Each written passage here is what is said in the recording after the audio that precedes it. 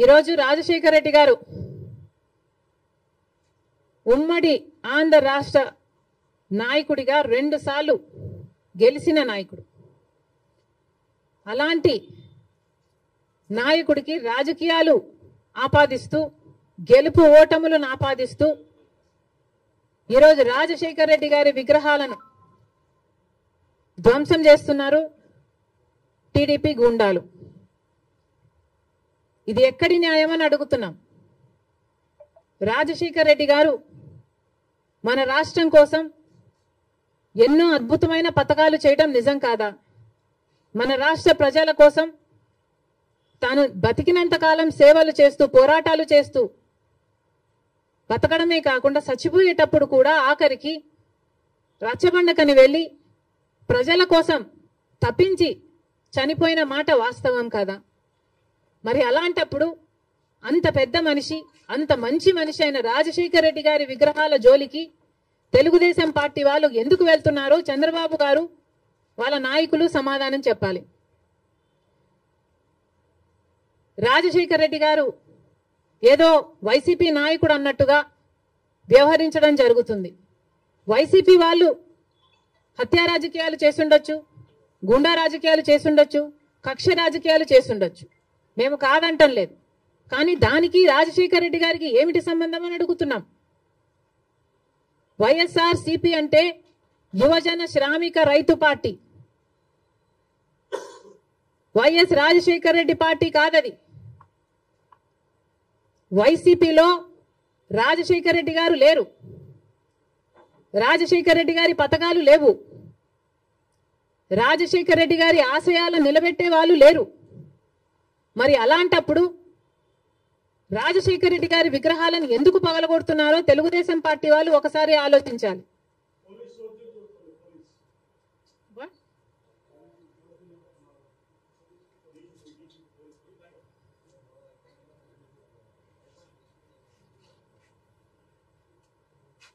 రాజశేఖర రెడ్డి గారిని ఆయన ఆశయాలని నిలబెట్టే వాళ్ళే అయితే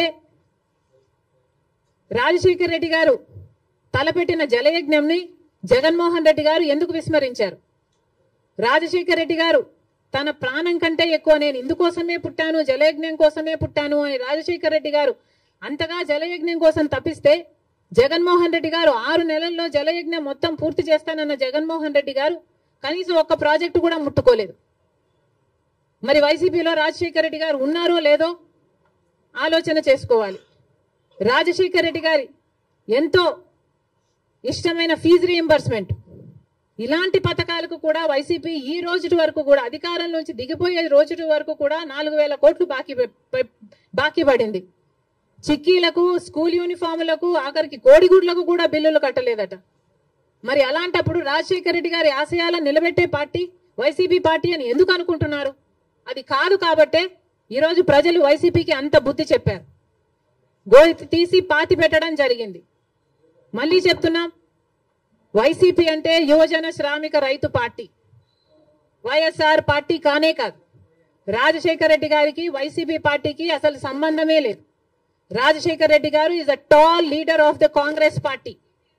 కాంగ్రెస్ పార్టీ ముఖ్యమంత్రిగా 2 సార్లు కాంగ్రెస్ పార్టీని రాష్ట్రంలోనే కాకుండా దేశంలో కూడా అధికారంలోకి తీసుకొచ్చిన గొప్ప నాయకుడు రాజశేఖర రెడ్డి గారు. రాజశేఖర రెడ్డి గారు is a Congress man. He lived a Congress man and he died a Congress man. He was faithful to the Congress party and as much as he was faithful to the Congress party, the Congress party was also faithful to Rajasekhara Reddy గారు. And 2 సార్లు ముఖ్యమంత్రిని చేసింది రాజశేఖర రెడ్డి గారి కోరిక మేరకు. రుణమాఫీ అయితేనేమి, ఉపాధి హామీ పథకం అయితేనేమి, ఇలాంటివి ఎన్నో రాజశేఖర రెడ్డి గారి ద్వారా కాంగ్రెస్ పార్టీ ఆంధ్ర రాష్ట్రంలో అమలు చేయగలిగింది. రాజశేఖర రెడ్డి గారు కాంగ్రెస్ పార్టీ నాయకుడు కాబట్టే, కాంగ్రెస్ పార్టీ సేవకుడు కాబట్టే, కాంగ్రెస్ పార్టీ ఎలా ఆలోచన చేస్తుందో అలా ఆలోచన చేశాడు కాబట్టే అంత అద్భుతమైన పథకాలను, ఫీజు రీయింబర్స్మెంట్ అయినా, ఆరోగ్యశ్రీ అయినా, ఇందిరమ్మ ఇళ్ల పథకం అయినా, ఇలాంటివి ఎన్నో పథకాలు బీదవారి కోసం, అట్టడుగున ఉన్న వర్గాల కోసం రాజశేఖర రెడ్డి గారు చేయగలిగారు అంటే ఇవన్నీ కాంగ్రెస్ మ్యాన్ గా రాజశేఖర రెడ్డి గారు చేశారు. మళ్ళీ చెప్తున్నాం, ఈరోజు కాంగ్రెస్ మ్యాన్ గా రాజశేఖర్ రెడ్డి గారు నిలిచారు, బతికారు, అలాగే చచ్చిపోయారు. వైసీపీ పార్టీని అడుగుతున్నాం. మొన్న YCP party Congress party TDP పార్టీకి తోక పార్టీ అన్న కమెంట్ చేశారు. మేము కాదు తోక పార్టీ, బీజేపీ పార్టీకి తోక పార్టీ వైసీపీ పార్టీ. అధికారంలో ఉన్న 5 సంవత్సరాలు వైసీపీ పార్టీ బీజేపీ పార్టీకి ఊడిగలు చేసింది. ఎక్కడ వాళ్ళకి ఏ అవసరం ఉంటే ఆ బిల్లుకు అప్పుడు అక్కడ మద్దతు ఇచ్చారు. బీజేపీ పార్టీకి సంబంధించిన ఏ బిజినెస్ మ్యాన్ ఉన్నా, ఏ నాయకుడున్నా, రాజ్యసభ కావాలంటే రాజ్యసభ, టీటీడీ కావాలంటే టీటీడీ, ఏది పడితే అది బీజేపీకి తొత్తులుగా పనిచేసిన పార్టీ వైసీపీ పార్టీ. అధికారంలో ఉన్నప్పుడు ప్రత్యేక హోదాను తాకట్టు పెట్టడమే కాకుండా రాష్ట్ర భవిష్యత్తును కూడా తాకట్టు పెట్టిన పార్టీ వైసీపీ పార్టీ. బీజేపీ పార్టీకి అధికారంలో 5 సంవత్సరాలు ఊడిగలు చేయడమే కాకుండా ఇప్పుడు కూడా స్పీకర్ విషయంలో, మొన్న జరిగిన స్పీకర్ ఎన్నికల విషయంలో మళ్ళీ అదే బీజేపీ పార్టీకి మద్దతు ఇచ్చాడు జగన్మోహన్ రెడ్డి గారు. మణిపూర్ ఘటనలతో సహా మొత్తం ఏది చూసుకున్నా కూడా బీజేపీ పార్టీతోనే ఉన్నాడు జగన్మోహన్ రెడ్డి గారు. మరి బీజేపీ పార్టీకి తొత్తుగా ఉన్నది, తోక పార్టీగా ఉన్నది, ఉంచుకున్న పార్టీగా ఉన్నది వైసీపీ పార్టీ. మళ్ళీ చెప్తున్నాం, కాంగ్రెస్ పార్టీ ఒక నిబద్ధత కలిగిన పార్టీ, నిజాయితీ ఉన్న పార్టీ. మేము ఎవరికి అక్రమంగా ఏ పార్టీతో పొత్తులు పెట్టుకోలేదు, సంబంధాలు పెట్టుకోలేదు వైసీపీ పార్టీ లాగా. మళ్ళీ చెప్తున్నాం, రాజశేఖర్ రెడ్డి గారు is a Congress man. Telugu Desam party నాయకుల్ని, కార్యకర్తలకి, అందరికీ కూడా హెచ్చరిస్తున్నాం, రాజశేఖర్ రెడ్డి గారి విగ్రహాల జోలికి వెళ్ళకండి. వైసీపీకి వైఎస్ఆర్ కి సంబంధం లేదు. యువజన శ్రామిక రైతు పార్టీ జగన్మోహన్ రెడ్డి గారి పార్టీ. రాజశేఖర్ రెడ్డి గారు is a Congress man. Rajasekhar Reddy గారి విగ్రహాల జోలికి మళ్ళీ వెళ్లారు అంటే నేనే వెళ్లి ఆ విగ్రహాల దగ్గర ధర్నా చేస్తా.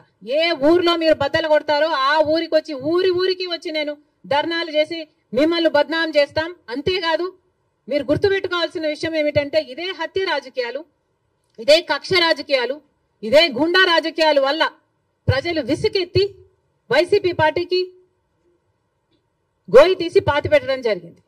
మళ్ళీ అదే తెలుగుదేశం పార్టీకి జరగకుండా చూసుకోండి. Thank you very much.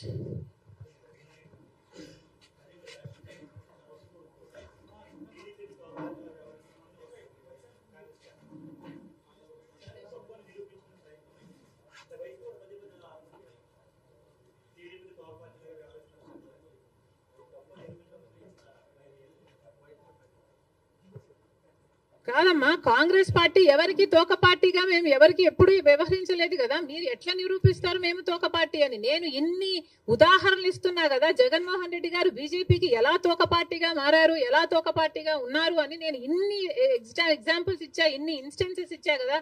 Manipur అయితేనేమి, స్పీకర్ అయితేనేమి, మీరు బీజేపీ పార్టీ వాళ్ళకి అధికారం ఇవ్వడం అయితేనేమి, మీరు అధికారంలో ఉన్నప్పుడు వాళ్ళు బిజినెస్ లీయడం అయితేనేమి, ఇవన్నీ మేము చెప్తున్నాం. మీరు నిరూపించండి.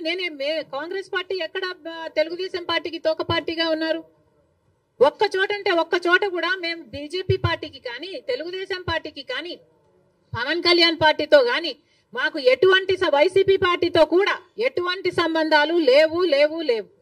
Congress party is the only opposition in the state of Andhra Pradesh. Because ఒక పక్క బీజేపీ పార్టీ ఉంది, ఆ బీజేపీ పార్టీతోనే కలిసి ఉన్నారు తెలుగుదేశం పార్టీ అయినా, వైసీపీ పార్టీ అయినా, జనసేన పార్టీ అయినా. బీజేపీ పార్టీ ఆంధ్ర రాష్ట్రంలో ఈ రోజు వరకు కూడా రాజ్యం ఏలుతుంది. కారణం ఏమిటి అంటే, బీజేపీకి అర్థం ఆంధ్రప్రదేశ్ లో బాబు, జగన్, పవన్ కాబట్టి. వీళ్ళలో ఏ ఒక్కరు అధికారంలో ఉన్నా బీజేపీ పార్టీ అధికారంలో ఉన్నట్టే. ఎందుకంటే బీజేపీ పార్టీతో వీళ్ళు పొత్తులు పెట్టుకున్న పార్టీలు. ఒకరు సక్రమంగా పెట్టుకుంటే ఇంకొకరు అక్రమంగా పెట్టుకున్న పార్టీలు, అంతే తేడా. ఒకరు బహిరంగంగా పెట్టుకుంటే ఇంకొకరు రహస్యంగా పెట్టుకున్నారు, అంతే తేడా.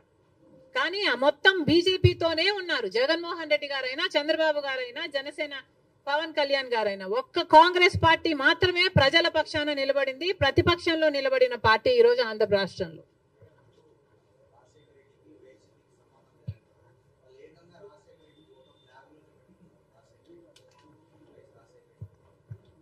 రాజశేఖర రెడ్డి గారి ఫోటోను ఇక్కడ అక్కడ పెట్టుకుంటే సరిపోతాయా? ఇక్కడ ఉండాలి.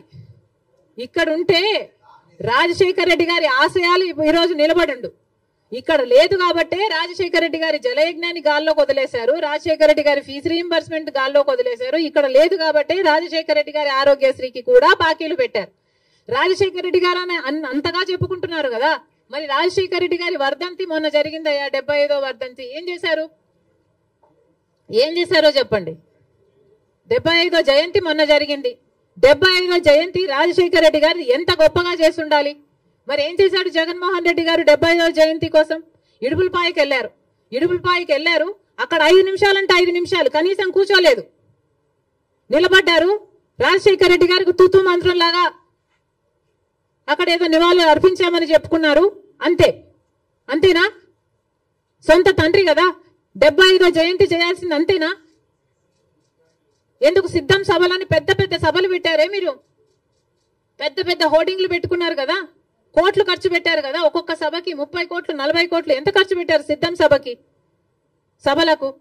మరి రాజశేఖర రెడ్డి గారి కోసం ఒక సభ ఎందుకు పెట్టలేదు మీరు? 75వ జయంతి కోసం కనీసం ఒక సభ పెట్టడం కాదు కదా, కనీసం వైసీపీ నాయకులు కార్యకర్తలైనా కలిసి నివాళులు అర్పించారా? ఏం చేశారు మీరు?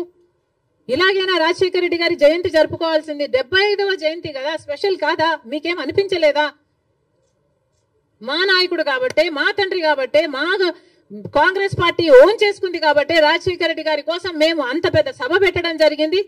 దానికి పెద్ద పెద్ద నాయకులు, ముఖ్యమంత్రులతో సహా, పక్క రాష్ట్రంలో ఉన్న వాళ్ళతో సహా, మంత్రులతో సహా రప్పించడం జరిగింది. సోనియా గాంధీ గారు అయితేనేమి, రాహుల్ గాంధీ గారు అయితేనేమి, రాజశేఖర రెడ్డి గారి కోసం అంత గొప్ప గొప్ప మెసేజ్లు ఇప్పించడం జరిగింది. ఇవన్నీ మేం చేశాం. మీరేం చేశారండి? మీరా రాజశేఖర రెడ్డి గారి వారసులు? ఏం చేశారు మీరు రాజశేఖర రెడ్డి గారి 75వ జయంతి కోసం?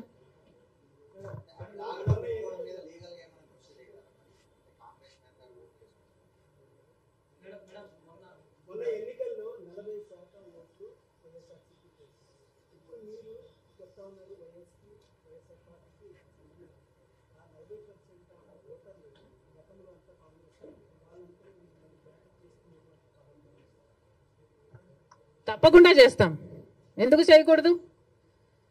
ఏ 39% వైసీపీకి ఓట్లేసిన వాళ్ళు ఉన్నారో వాళ్ళందరూ చంద్రబాబు గారు ముఖ్యమంత్రి కాకూడదు అని ఓట్లేసిన వాళ్ళు.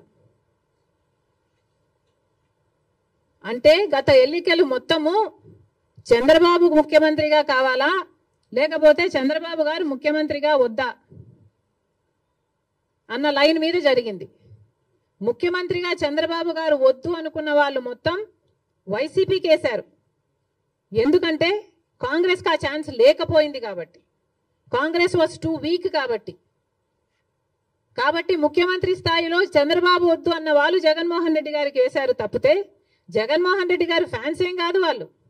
వాళ్ళంతా కాంగ్రెస్ పార్టీ నుంచి అక్కడికి పోయిన వాళ్ళే. వాళ్ళంతా మా వాళ్ళండి. మా వాళ్ళని మళ్ళీ మేము ఓన్ చేసుకోవడంలో తప్పేముంది? ముమ్మాటికి ట్రై చేస్తాం. The 39% is actually belongs to the Congress.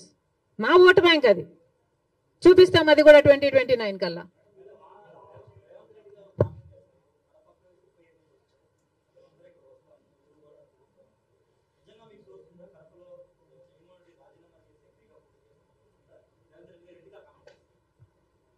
Revanth అన్నకి మనస్ఫూర్తిగా కృతజ్ఞతలు. పెద్ద మనసు ఉంది కాబట్టే అంత పెద్ద మాట చెప్పగలిగారు. We are all honoured. నేనే కాదు, ఆంధ్ర రాష్ట్ర కాంగ్రెస్ పార్టీ అంతా కూడా రుణపడి ఉంది. జరిగినప్పుడు చూద్దాం.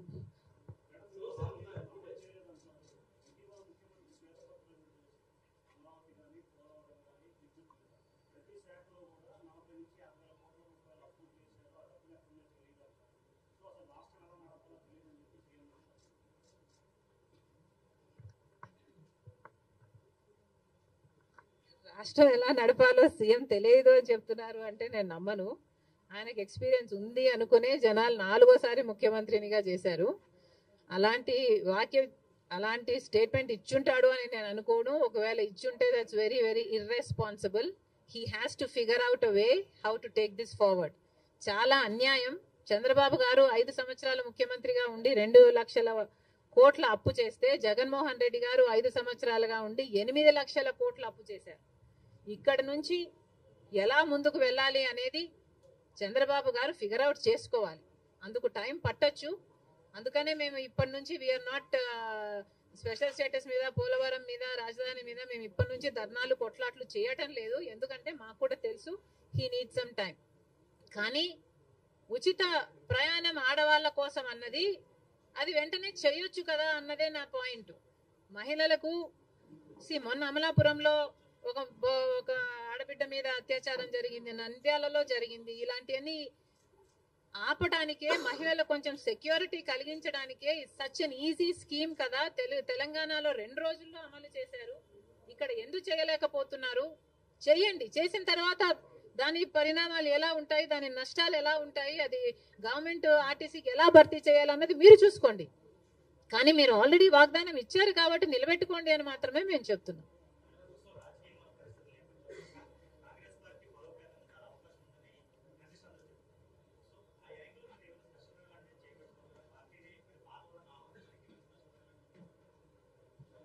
కాంగ్రెస్ పార్టీని బలపరచాలి. అది ఒక రోజులో జరిగేది కాదు, ఒక స్ట్రాటజీతో జరిగేది కాదు. ఇది ఒక సుదీర్ఘ ప్రయాణం. కాకపోతే 5 సంవత్సరాలు టైం ఉంది కాబట్టి ఈ టైంను సద్వినియోగం చేసుకోవాలి. ఏది చేయాల్సి వచ్చినా, ఎంత దూరం వెళ్లాల్సి వచ్చినా, ఎట్లా కొట్లాడాల్సి వచ్చినా వీఆర్ రెడీ.